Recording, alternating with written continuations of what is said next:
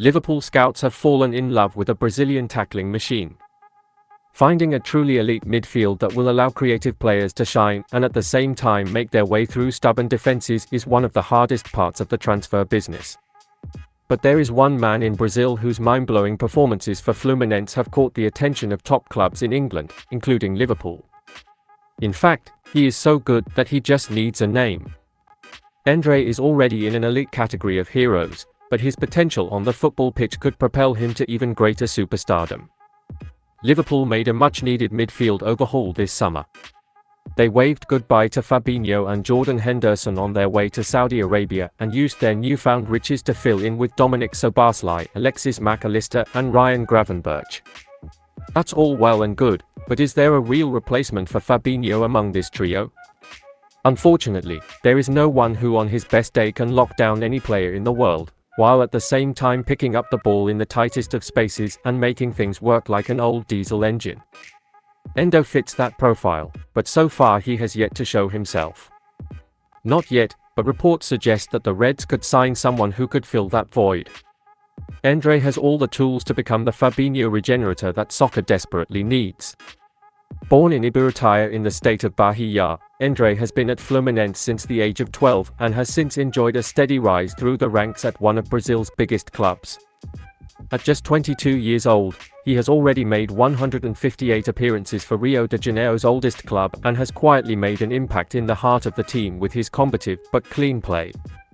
While he differs from Fabinho in terms of height, standing at just 6 feet, the two couldn't be more similar when it comes to being frustratingly good at snatching the ball off an attacker's foot, inserting his foot and breaking up an attack in a matter of minutes. In short, he is a nightmare to play against but a pleasure to play with. Behind the free-flowing Szoboszlai and Mac Allister is a real thrill to think about. Highly balanced for the Premier League. Having won his first senior cap for Brazil in early 2023, his stock continues to rise and it's no surprise when you watch him.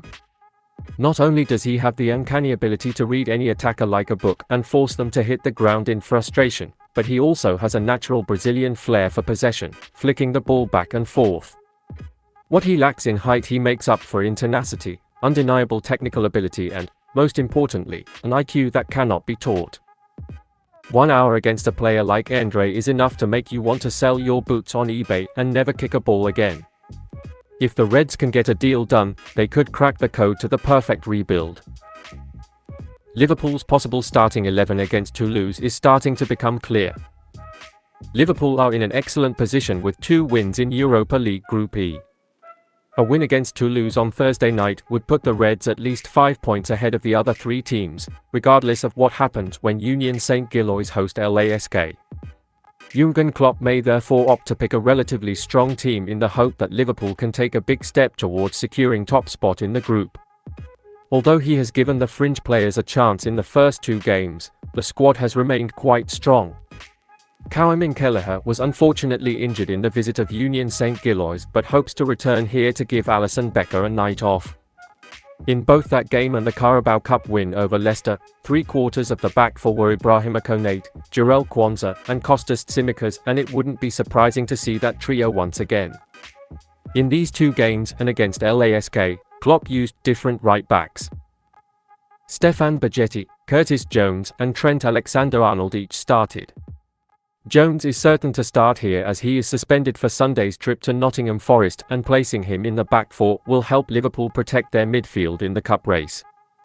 Harvey Elliott, Wataru Ende and Ryan Gravenberch have started the 3 non-Premier League games together, and it's easy to imagine Klopp continuing with them here.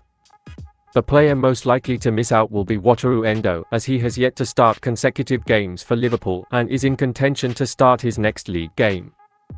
Up front, Ben Doak's latest injury concern means Mohamed Salah is likely to start here. Darwin Núñez, who was not in the starting 11 against Everton, is certain to join him, but it remains to be seen who will take the place on the left. After coming on and scoring in the last 2 cup games, it wouldn't be a surprise to see Diogo Jota in the squad against Toulouse. If Cody Gakpo is available for selection, Klopp will want to give him some minutes, but a second-half introduction for the Dutchman is the more likely outcome. With all this in mind, Liverpool's possible lineup against Toulouse is as follows: Kelleher in goal, Jones at right back, Konate and Quansah in a stopper tandem, Tsimikas at left back, Elliott, End and Gravenberch in midfield, Salah on the right wing, Nunez in the middle and Jota on the left. Wolves boss makes Pedro Netto transfer confession amid Liverpool interest. Wolves boss Gary O'Neill spoke on Monday Night Football earlier this week about the future of informed Pedro Netto. Netto, 23, led the Premier League assist charts at the start of the new season under O'Neill. His performances this season have seen him return to his best after a difficult injury-plagued period.